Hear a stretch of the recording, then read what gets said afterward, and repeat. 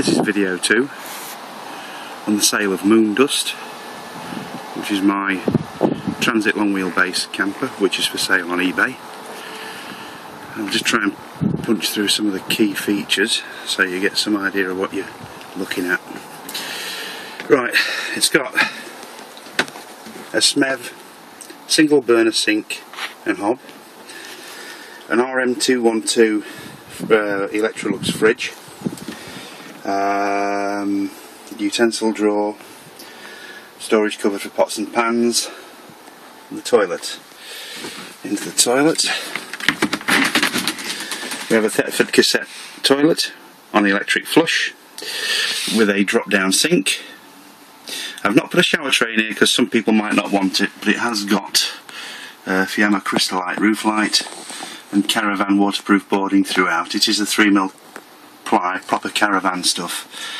The light in there as well. No vanity mirror. I'm going to fit a vanity mirror, but I didn't want to see myself sat on the toilet.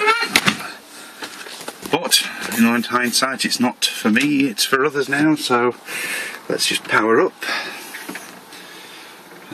Obviously, we've got a full control panel here. Master switch being this one here. Obviously, you can see the voltmeter starting to dance. Then we've got the light control switch there, which is already on, but it was off at the master, and the pump, which is that one there. Awning light, not connected because there's no awning, that's for you to sort out. Storage, we've got major overhead locker storage there, the cab screens for the front, and the bottom extension for the bed. We've got loads and loads of locker space all the way throughout. Top bunk, useful 6 foot. Bottom bunk, useful 6 foot, slightly wider. Lighting on all these around here, and lighting on halogens, which is a little halogen one here, which throws a bit of light on the sink. It looks much better at night. Got an LED spot there, and because you're close to your head where you sit there, we've got a little flush mount LED in that one there. Captain seats, swivels,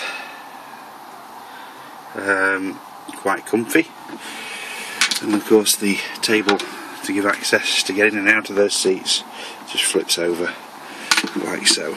Or you can spin the table round if you want more space like that, because it's on the hole in the floor.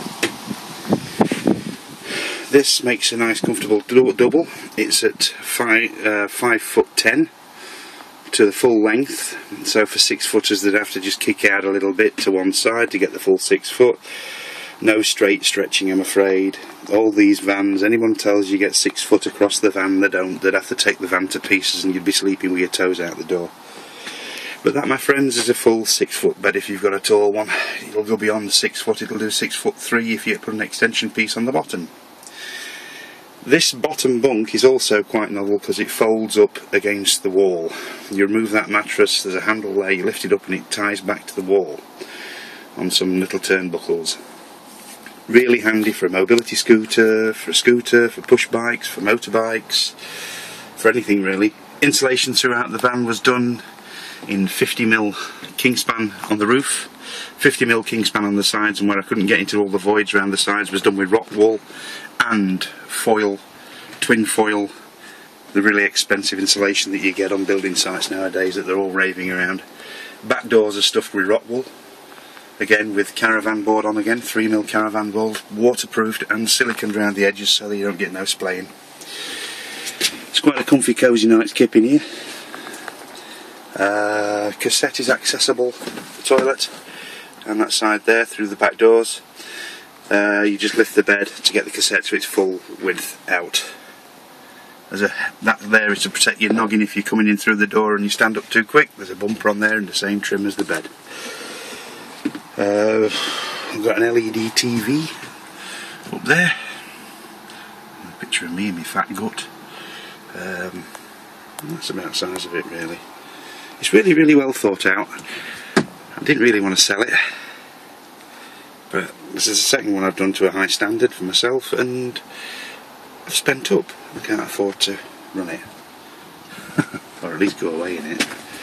Just trying to think if there's anything else to show you. No, that's your lot. Little compact and bijou thing. Windows are tinted. There's the 500mm Fiamma. The blinds and fly screens, and that's the blackout blind from that side. So yeah, same in the toilet, we've got ventilation there. Right, that's about all the size, all I can think about really. Neighbours and I was going to put a divider in there, but never did. Good luck, people. You'll be getting a bargain here. There's some melamine in there as well. An aerial wire. Once tidying up, I'll do with that. Everything's 12 volt. It's completely autonomous. It runs off the battery. The charger unit round that side is underneath the seat. The Carver Cascade 2 boiler control is there with another 13 amp socket. 13 amp socket on the side there. Little map things are quite a nice touch.